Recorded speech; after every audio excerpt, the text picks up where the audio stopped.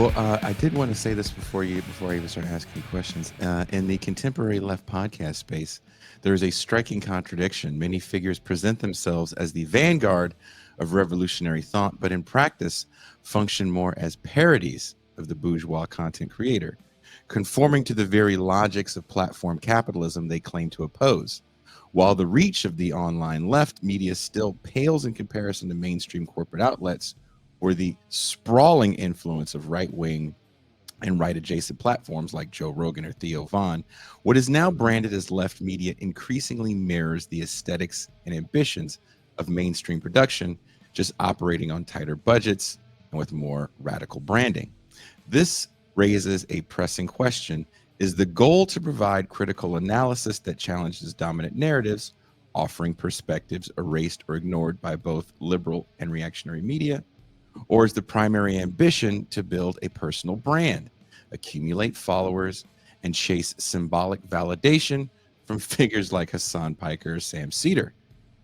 We're living in a moment where the very notion of selling out has been hollowed of meaning.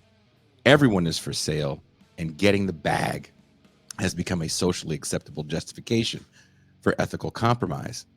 This post political entrepreneurialism is particularly dangerous on the left, where platforms and personalities increasingly blur the line between political education and parasocial marketing. Fact checking is no longer a central concern because many creators aren't interested in cultivating political consciousness, but in sustaining audience engagement. In this media ecology, feelings trump facts, and ideological rigor is displaced by algorithmic performance. Now, Mike, you are the founder of Revol Press. You're the author of a book we talked about on this show a few years ago, The Memeing of Mark Fisher. You've written sharply on these dynamics in a recent Substack piece for Revol Press. You wrote that since the advent of neoliberalism in the late 70s to early 80s, the quote, self made man has been encouraged to aim above all for self enrichment and the accumulation of property at the expense of, for example, communal housing stock and public services.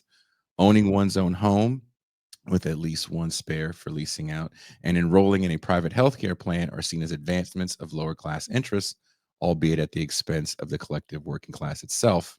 If you add this to the demands of algorithms that prioritize aggressive messaging and favor content producers who engage in criticism of other producers, we have a situation in which the haranguing, gaslighting, and pathologically self assured rhetoric of populist politicians is entirely to be accepted. After all, even apparent defenders of working class interests behave like this on air and on their social media accounts. Now, you're framing this for us to consider broader cultural and structural forces shaping this moment.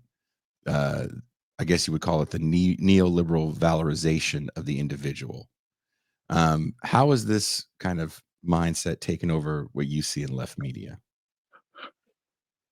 Yeah, I mean that you were reading literally from my text, weren't you, just then? Oh yeah, I quote you. Yeah, it sounded good. I was thinking, geez, where does that come from? It was a while ago when I wrote it for the Revol Press Substack. So Revol Press is a small press I run, publishing critical theory texts. And yeah, I wrote that for the Substack. And basically, I just had to kind of process a number of things. I don't really feel very aligned with the podcasting left or the online left, particularly. And I've been writing about this for a long time. And I tend to be quite critical. And I suppose the question there is, well, how come you're kind of in it? You know, how can you be critical when you're kind of in it? And I am kind of somehow involved. I do run a podcast with Revol Press. I used to run a podcast called The Acid Left. And I do make memes as well for the Revol Press Instagram account and for various other Insta accounts. So there is that contradiction. But you see, I don't think everyone is really, well, I don't think everyone is complicit in the sense that everybody who's involved in the online left podcasting space is, you know, like, I don't think everybody is, you know, behaving in bad faith, to use a poor expression, but you know, we're in capitalism. We're kind of embedded in it. We can't get out of it. I think there's a certain amount of choice making within that, and I see a kind of really brazen individualist streak in a lot of the people who are podcasting today. So I guess I was writing about that, and I was trying to write about that without naming names, and I successfully didn't name any names, and no one's actually said to me yet that they think it's about them. Do you You think know, they're scared? I mean, it would be funny if someone said they thought it was about them, because then they would be admitting to all the things I'm Yeah. saying. You know, Yeah. I guess no one's going to come and say, "Hey, why did you write that about me?" You know. I can see people being scared. You've written about how the logic of platform capitalism shapes even ostensibly radical creators. How do you see this affecting the ethics and tactics of left media figures today? Well, you know, I talk about the author as producer, a text by Walter Benjamin, and Yes.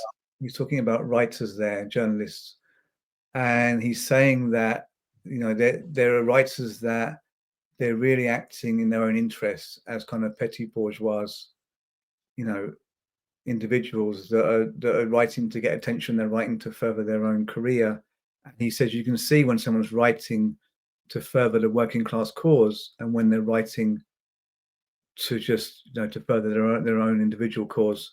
And I think it just feels very applicable to today. And I think you have to bear in mind, of course, that Walter Benjamin did have a radio show. He did appear on radio shows that were blatantly just for the money, and he used to complain about appearing on them. He actually did a child's radio show at one point in Germany, and a number of other things he did for the money. So he did have fairly wealthy industrialist parents, but ended up having to work because I think their wealth got taken by the Nazi regime.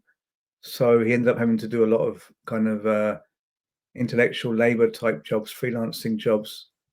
So I mean, this thing is kind of universal throughout history. Actually, I think it was a Lisbon earthquake, very very famous in its time. Natural disaster. I think it was the late 1700s. It must have been some point in 1700s in Kant's lifetime. And Kant actually wrote a text about it, and the text was so popular across Europe. I'm just reading what's up there now. The text is so popular that people were buying it by the page. So Kant was selling a text on a popular, you know, like news item of his time, and it was being sold to people by the page because they couldn't afford the whole thing at once. But they kind of felt they had to read it all, which sounds a bit like, you know, what people do on Patreon today. I mean, they don't sell things by the page, but you see what I mean. There's this kind of subscription model. Yeah. Yeah. I And mean, money. how do you feel about that though? Well, I I think, was you know, I think then in a sense it's always happened. Then, you know, I don't think we can complain that people trying to make money. I think that would be ridiculous. And I mean, you know, at one point you were like, "Are you coming on the show?" I'm like, "I've got too much on. I've got to teach." And I yeah. saw a kind of irony there. It's like, well, I couldn't come and just talk about philosophy because I have to teach, often not about philosophy.